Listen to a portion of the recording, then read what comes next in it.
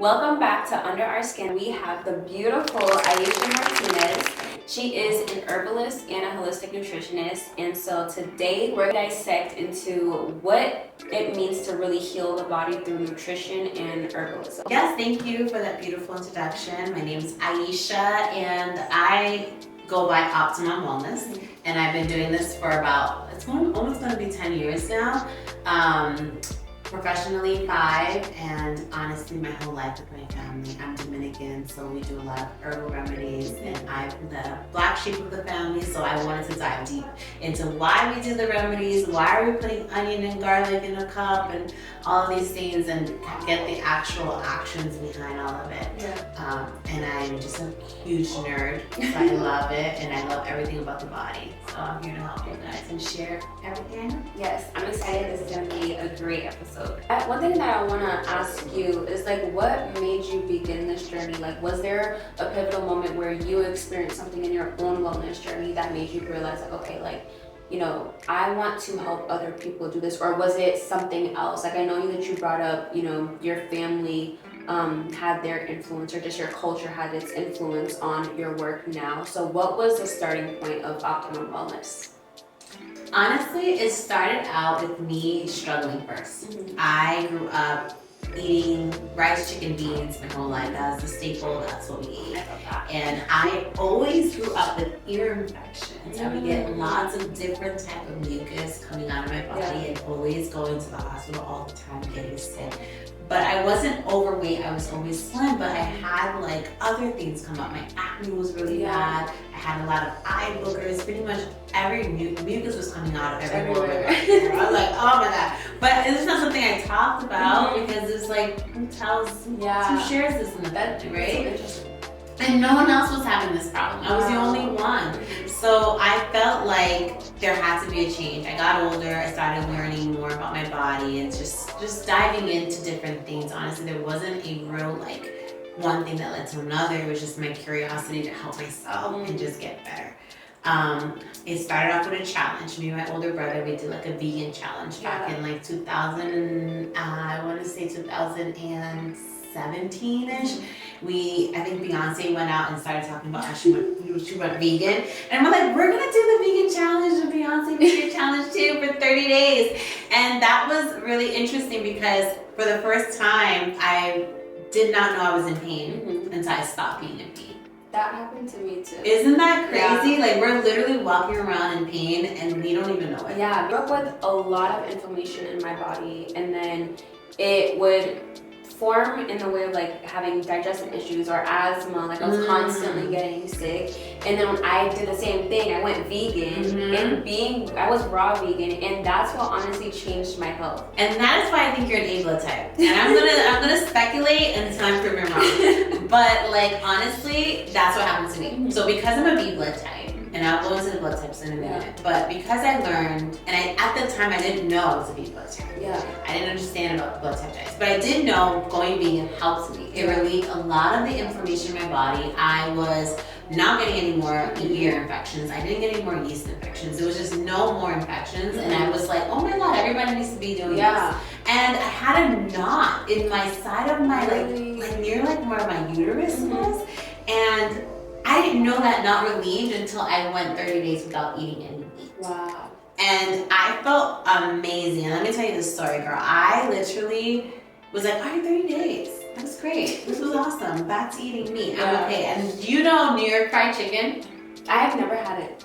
Girl. But it's Boston fried chicken. It's crack. Just to be honest with you. So when you're driving down the street and they're frying that chicken, you can smell it a mile away. Yeah. So I already was accustomed to that chicken, and I was driving down the street and down the road, and I smelled it, and it smacked me in the face, and my head just reared an ugly rear, oh my God, I need to go get this chicken. I made the ugliest U-turn, and it had to have been parasites. It had to have been, because I'm what else would make me want to do that? So I literally pulled in, came in there, I was dropped my $5, and I was give me a 5-piece, I need that. And I sat was this after you This was after I did the vegan challenge. Okay. So I was and there was money on the line too. And I was you know what, I did the challenge, I propped myself, I was I did great, I feel great. And I was like, let me eat again. So I went and I did what everyone does, a detox, and then go back into doing their normal, regular activities. Yeah. So one of my activities was eating chicken. And so I went and I got the chicken, sat in my car, girl. I rolled that window up, I locked the doors. I looked like I was doing crack or something. Girl, like it's a secret. I locked the doors. I remember locking the door. I was like, and I just ate the chicken. And I was like, forget veganism. I love me some meat. This is not for me. Started driving. Literally 10 minutes. That rock that I had there that was started just like a big boom. Yeah. And I was like, oh my God. Yeah. What in the holy hell? No. I was like, this can't be it. This can't be, like, I grew up eating chicken. Yeah, like, I love chicken. Beans. Like, that is my thing. That is one of the things that B blood types cannot have. Oh, okay. I remember you told me that because even when I was treating you, you were telling me that chicken is one of the things that make you inflamed. And I still have it here and there, and I know what happens after I have it. I break out. I get the biggest stomach aches. I don't feel good. I get puffy in the face, and I'm like, you know what? It was worth it. And I go and de-inflame myself. But, at least I know now that's one of my triggers. So it has to start with me. Yeah. And then with me, I then teach other people. Okay. I know that you mentioned that, because you literally just mentioned how once you stopped eating certain foods and then you had that food again, you were able to identify like your body's signal, right? How your body was signaling about the inflammation. So what's one thing that you want people to know about healing the body aside from nutrition? That your body has everything it needs. Literally, God made you perfect. You are the last perfect gift that He gave to the world, and nothing can beat it. We're still trying to figure out the human body to this day. And so if you just take the time to slow down and just realize what every little joint ache, pain, every pain that you feel is a signal. Is your body actually trying to communicate with you? Inflammation is not bad. Inflammation is actually really healthy. It protects us. It protects you. It literally is how all the cells are huddling around that invader, and it's heating up the body, and it's just trying to protect you from getting worse. And it's really just the excess inflammation. Like that's something that I had to learn is like inflammation is not all bad, but it's when you're constantly putting your body in a position where it has to defend itself to like the max. You know what I mean? And so I love that. And I asked you that question specifically because even everything that I do, right? Why I created the skin signals method is because your skin is one of the ways that your body will signal other symptoms to you. You know what I mean? And it's about connecting the dots. Just like you mentioned, the joint pain. For me, if I have dairy or gluten, my joints will be so inflamed, girl. Like my knee, my elbow, and then I'll start experiencing, knots in my stomach. Like it feels super bloated, super painful. And then also, I'll probably get a blemish here and there. My hyperpigmentation will just start going haywire. And so I love that you touched on the fact that you had to kind of slow down and pay attention to what your body was signaling. And it's about really learning the language of your body, right? So that leads me into my next question about, I know that you teach people about eating for their blood type.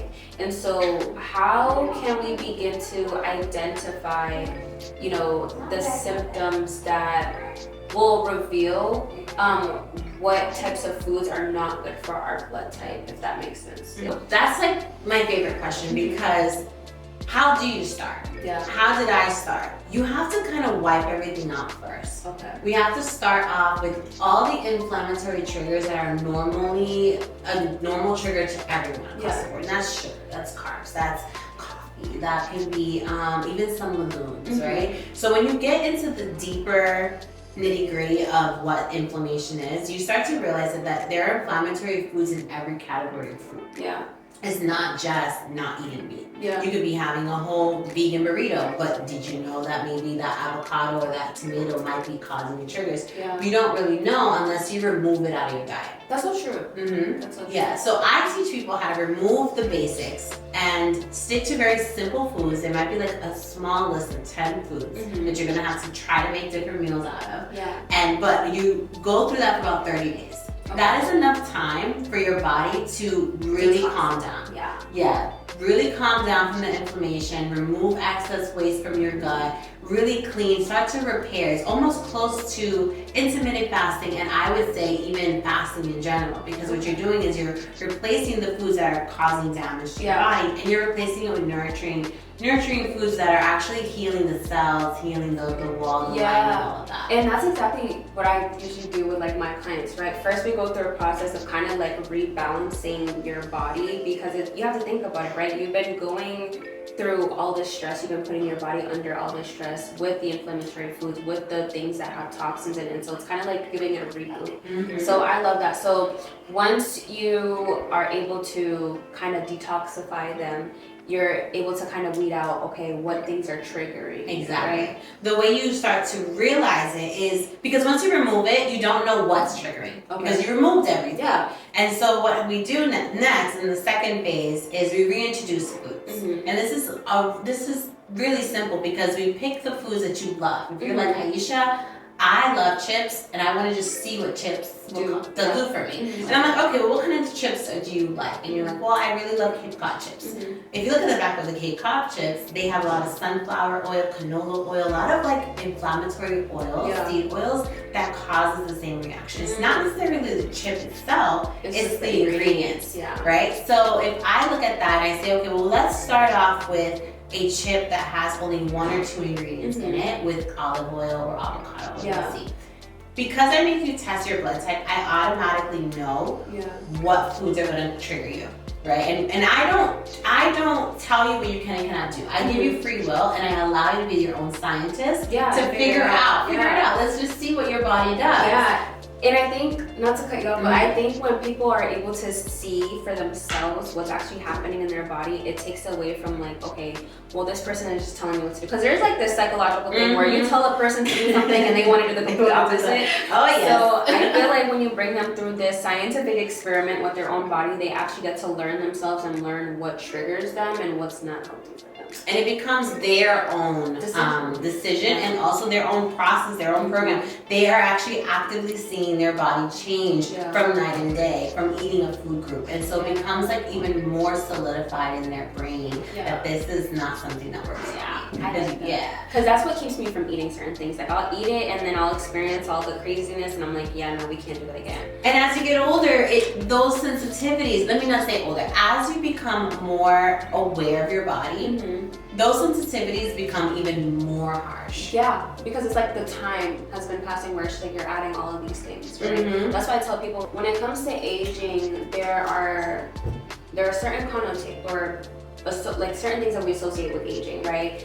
The wrinkles, your body starts deteriorating, the joint pain, like all of these different issues, heart issues, and really it's not about the fact that you're aging, it's about the fact that so much time has gone on without you rebooting yourself, without you paying attention to those symptoms, without you resetting your body. And so I think we need to reframe it, right? Because it's like we don't want to. Right, it's not aging. It's not aging. Your food is taking away from you. Yeah. Why do you think people like who are from other countries, they live a lot longer and they look young as hell? You'd be like, girl, what are you like? And it's because of their diet. It's their diet. They're using a lot more clean ingredients. The air quality in their environment are a lot more pure, and it just allows them to live a longer, healthier life. And not only that, the United States is literally a melting pot of different cultures, and we are eating other people's cultures.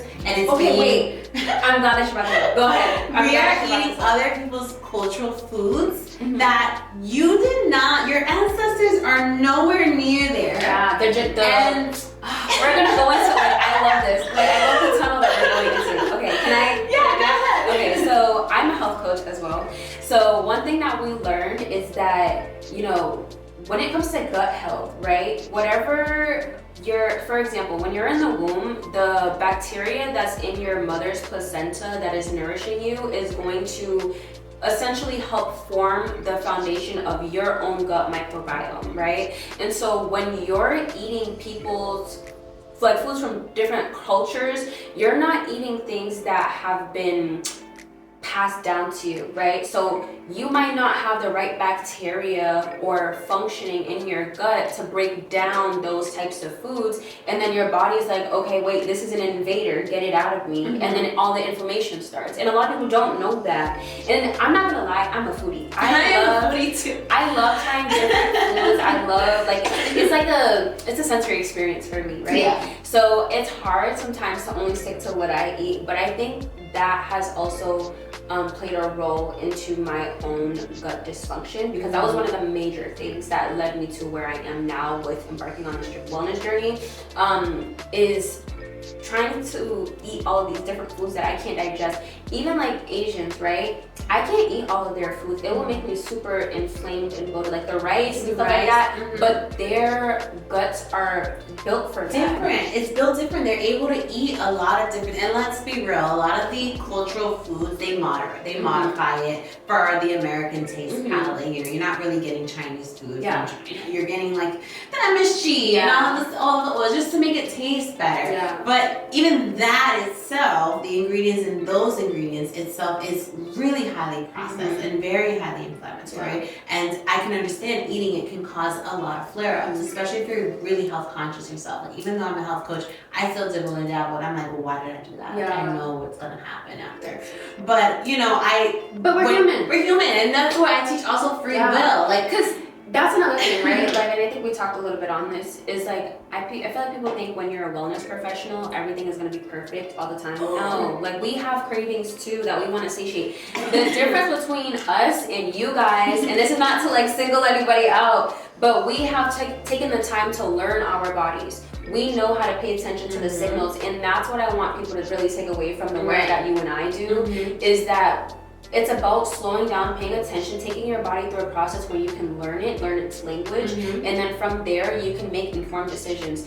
If you want to go out on a Friday night and you happen to drink some alcohol, or maybe you grab a mozzarella stick, you know, and you're somebody who has a sensitivity to gluten or dairy, and you know that's going to create inflammation for you, at least now you know, and you know how to de-inflame the next day. Right. Not saying you should use it, but and the knowledge is the piece. Because a lot of people with like different type of symptoms, they just like, oh, I just don't know. My mom had this, or it just runs in my family. What runs in your family is how you eat. But exactly. And that's the disease that comes with it is what you're gonna get. Yes, that's what I've been trying to tell people. Like, it's not about, oh, my family had this, my family had that.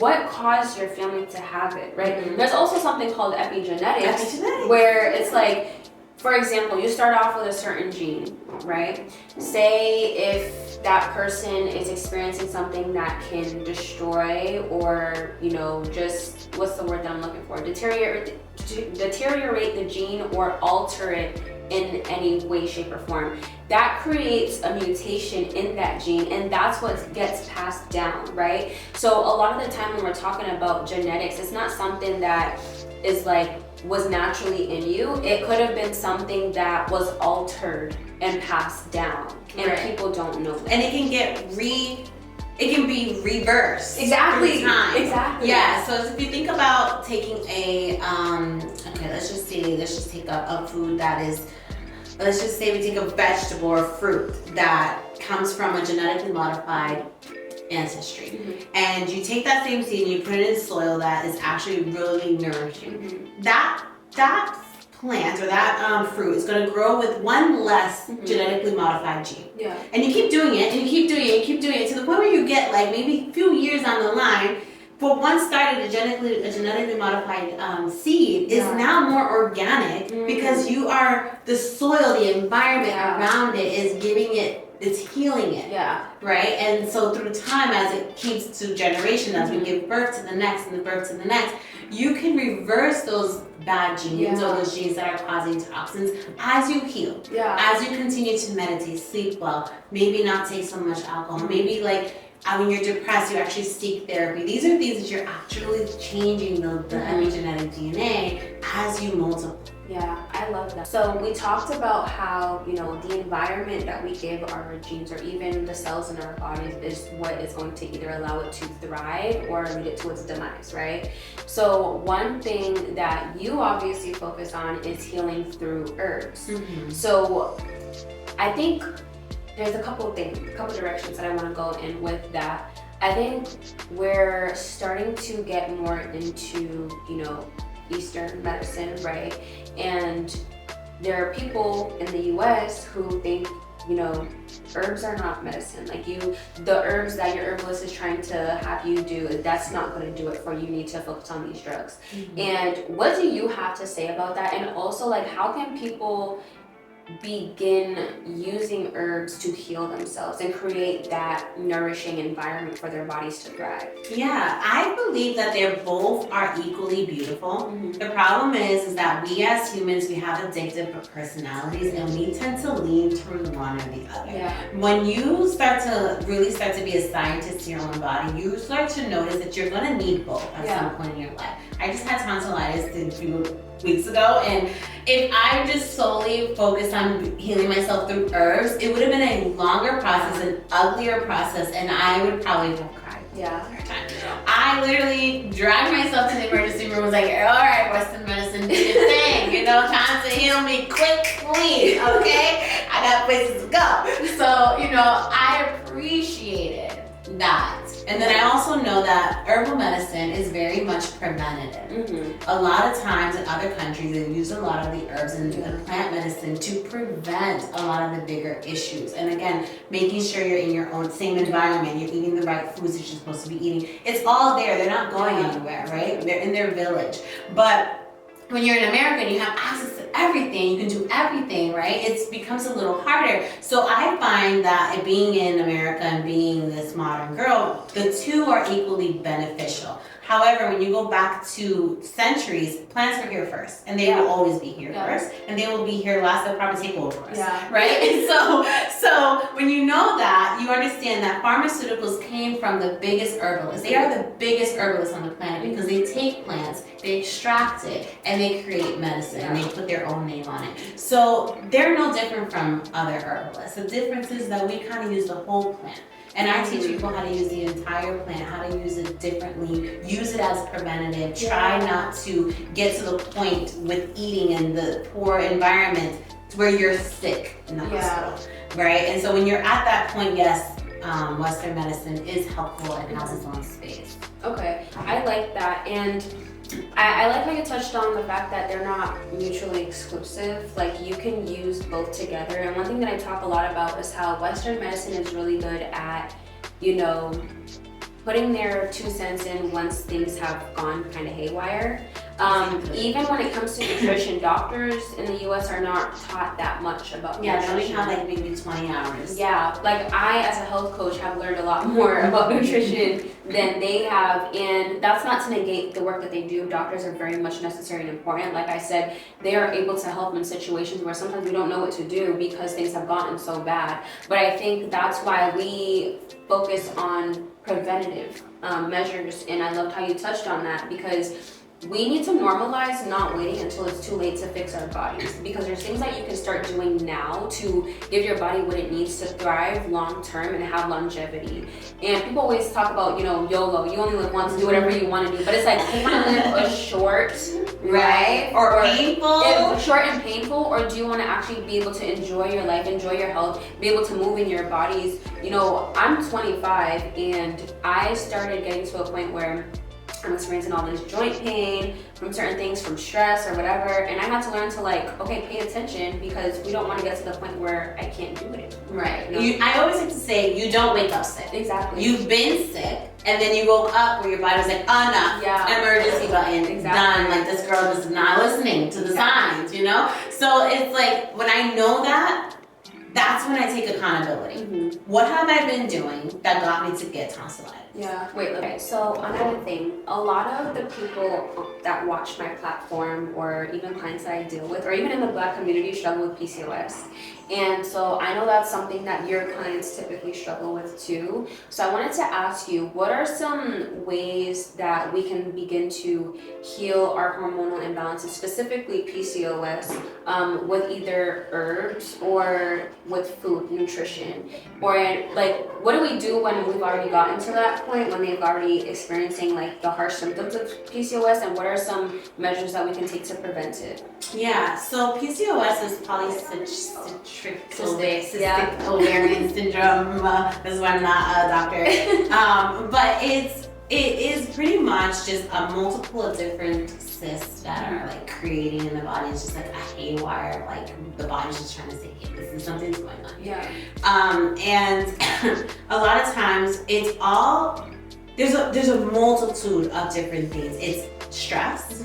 With that, it's also hormone imbalance, and it's the way you're eating. Yeah. So a lot of times people that have PCOS, they're eating a lot of processed foods, they're drinking alcohol, they are stressed, they're probably in fight or flight all the time. So when you're in that situation, you have to kind of see it not as like a symptom, like you have to see it as like an overall holistic lifestyle change you're gonna have to do to help relax that symptom, right?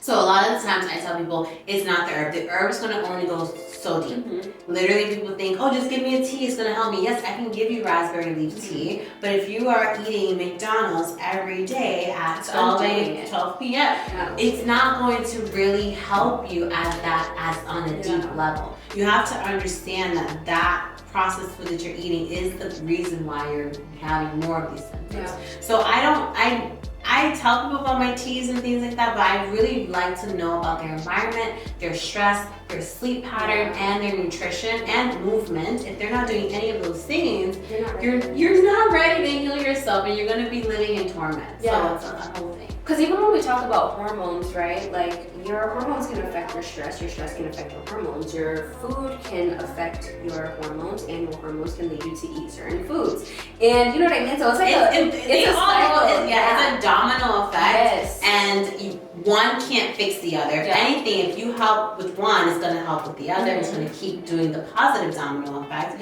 when you start actively caring about like the first step, which is like your nutrition, your environment. Yeah, I love that. So when it comes to specific herbs, because obviously we know that we can't just wait until we're there, right, to try to fix ourselves with these herbs, but what are some herbs that we can use to prevent that, especially if it is something that we've seen our family members struggle with, or we feel like we could be on the brink of experiencing PCOS? Like, what are some hormone regulating herbs that we can use and incorporate in our day-to-day? Yeah, so there's a lot of them.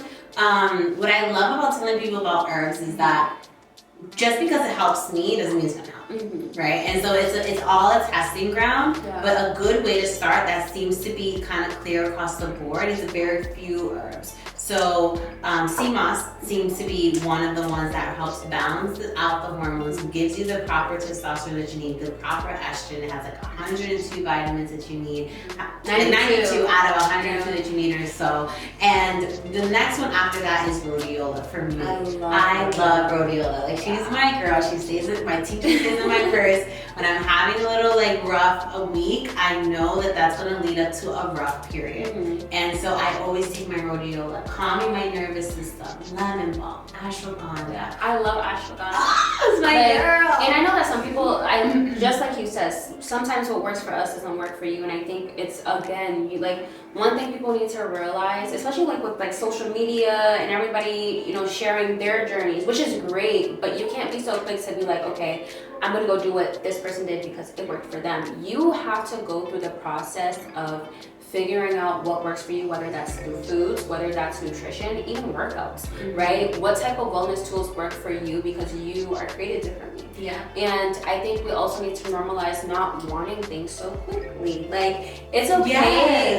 It's natural to want it quickly, but I think you need to just train your mind to understand that, I have to go through this process, and that's okay, because once I go through the process, then I can create a holistic wellness plan, right? Where I'm giving myself the proper things. But first I need to figure out what those proper things are. Right, and take time. Like because we live in the Western society, and especially in America, it's a go country, and there's hardly any breaks with anything. So it makes sense that you want an instant gratification result.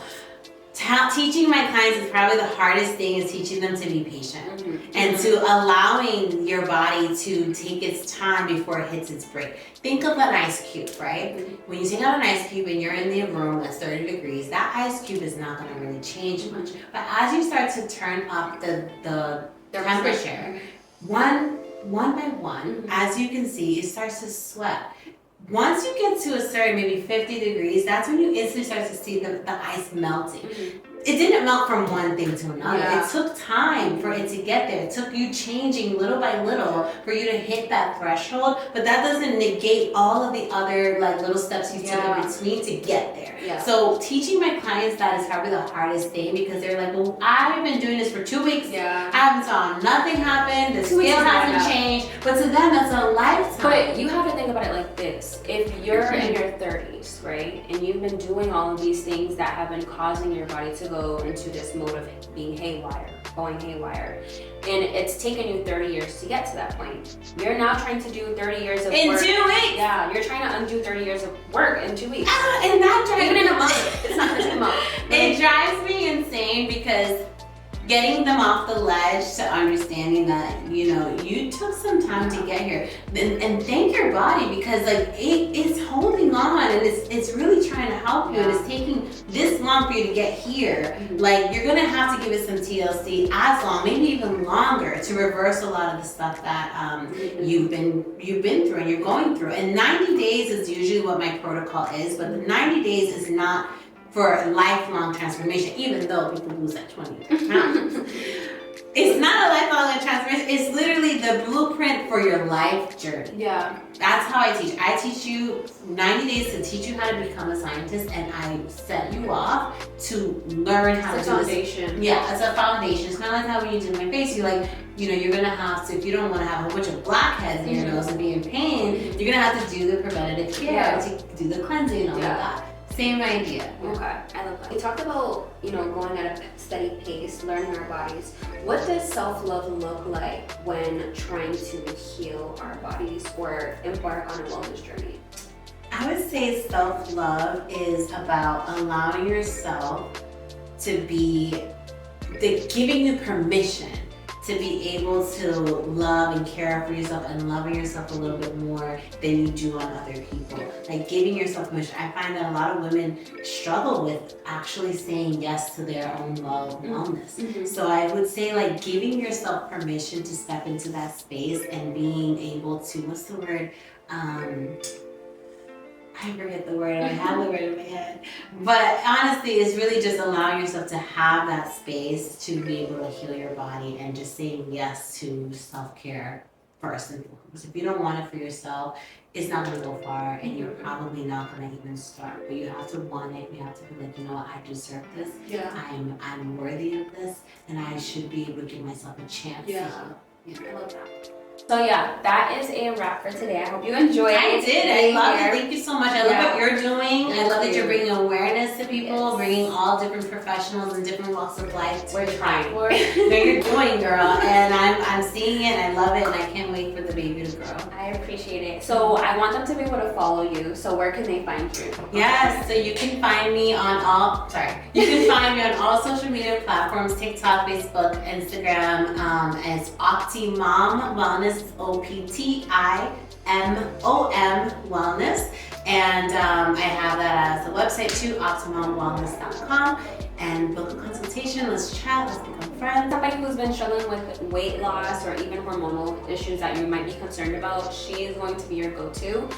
She knows what you need to know about nutrition, you know, using plants and nature as medicine. So again, it was a pleasure having you. Oh, I love being here. And until the next time. Ciao.